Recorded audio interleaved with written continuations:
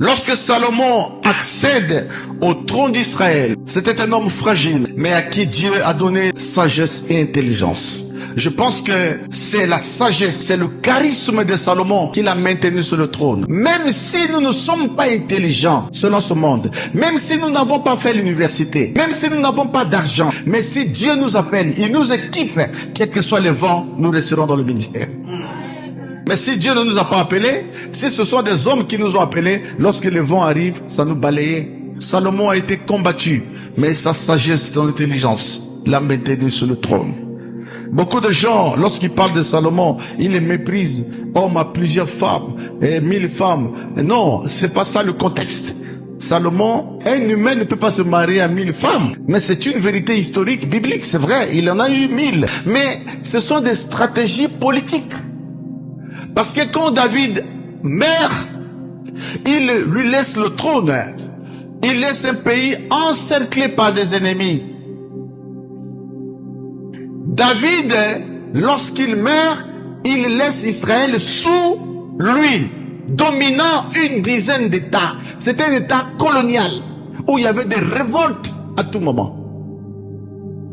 Et pour maîtriser la paix, l'une des stratégies de Salomon, c'est de se marier avec les princes des pays étrangers.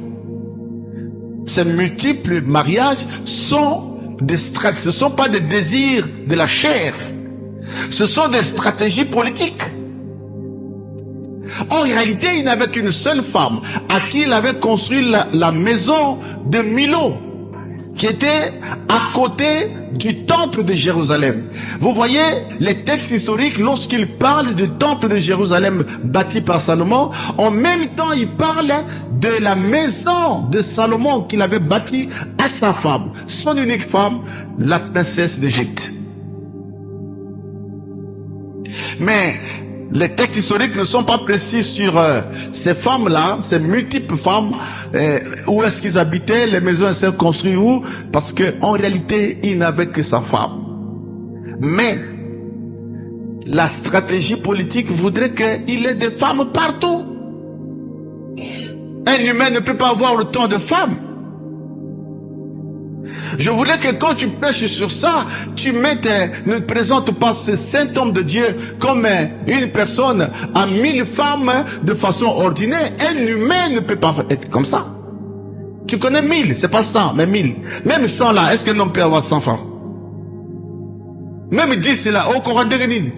Est-ce que tu as un dos en fer ou quoi? Ce sont des stratégies politiques. Que Dieu bénisse ceux qui comprennent cette affaire-là.